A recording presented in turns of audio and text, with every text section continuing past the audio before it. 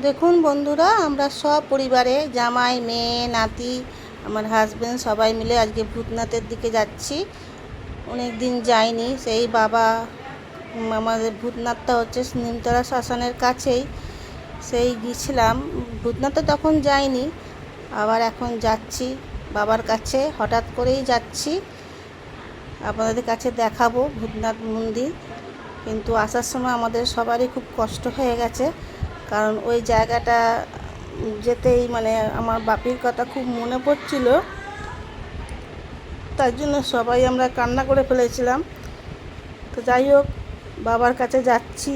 আর যে যাবার তো সে চলে গেছে। ঠাকুরের কাছে প্রার্থনা করলাম যেখানে আছে যেন ভালো থাকে।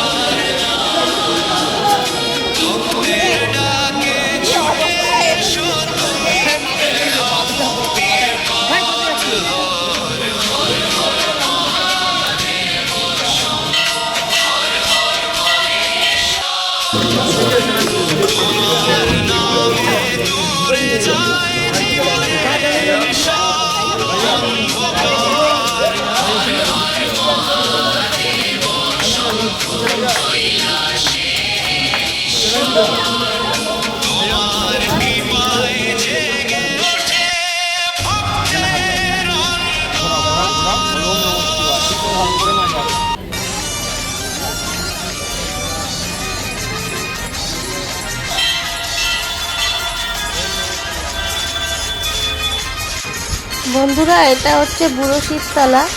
এটা অনেক দিনের পুরনো। আমরা জন্ম থেকেই এটা দেখে এসেছি এই মন্দিরটা। দেখুন, পুরো চারদিকে বটগাছের ঝুড়ি জড়ানো। তা এই মন্দিরে অনেক কথা জড়িত আছে। শুনেছি এই বাবা পালিয়ে যায় বলে চেন দিয়ে, এই ঠাকুরটা চেন দিয়েও বাঁধা থাকে। এখনও পর্যন্ত বাঁধা আছে, সেটা আপনাদের ফটো শ্যুট করা হয়নি এখনও পর্যন্ত। আর এটা নিজে থেকেই শুনেছি মাটি ভেদ করে উঠেছিল। তা খুবই জাগ্রত ঠাকুর। দেখুন মন্দিরটার কী অবস্থা, কিন্তু এখনও পর্যন্ত এটা সেইভাবেই আছে। আমরা যেভাবে দেখে এসেছি ছোটোবেলা থেকে, মন্দিরটা সেইভাবেই আছে।